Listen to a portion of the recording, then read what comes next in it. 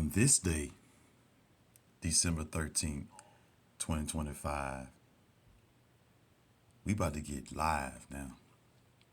Go ahead and pull up a chair because I'm about to give a teaching moment.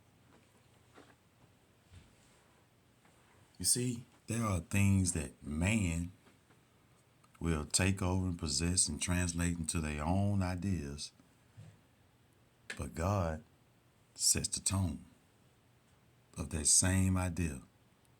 But in His words, it means totally something different. Do you remember when we used to say, someone's throwing salt on someone? Now, man's version, throwing salt on someone, to throw salt on someone in slang means to belittle or intentionally make someone feel worse by rubbing salt in an existing emotional wound, making them feel bitter, annoyed, or resentful, much like the literal sting of salt. It's about adding insult to injury, especially after a loss or disappointment, making them feel salty, angry, or bitter. An example of this is after losing the game, the other team started trash talking and making fun of him. They really threw salt on him. Related terms: salty, feeling angry, bitter, or upset, often due to a loss or setback. Okay? Now,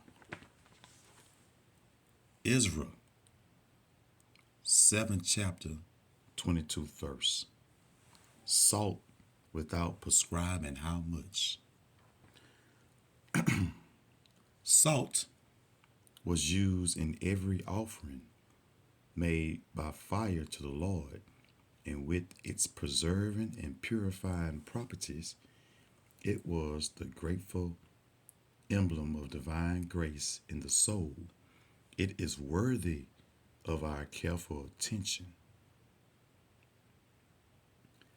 No limit will be set to the quantity, and we may be quite certain that when the King of Kings distributes grace amongst his royal priesthood, the supply of salt is not cut short by him.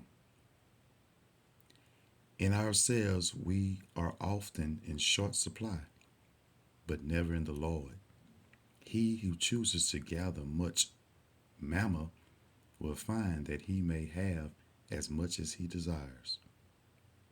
There is no famine in Jerusalem that causes the citizens to eat their bread by weight and drink their water by measure. In some things in the economy of grace are measured. For instance, our vinegar and gall are given us with such exactness that we never have a single drop too much. But the salt of grace is not restricted in its provision. A man may have too much money or too much honor, but he cannot have too much grace. A plethora of grace is impossible. More wealth brings more care, but more grace brings more joy. Increased wisdom is increased sorrow, but an abundance of the Spirit is fullness of joy.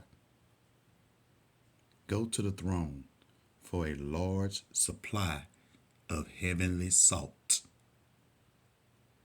Let me repeat that. Believer, go to the throne for a large supply of heavenly salt. It will season your afflictions, which are unsavory without salt. It will preserve your heart, which grows corrupt if salt is absent, and it will kill your sins even as a salt kills reptiles. You need much. Seek much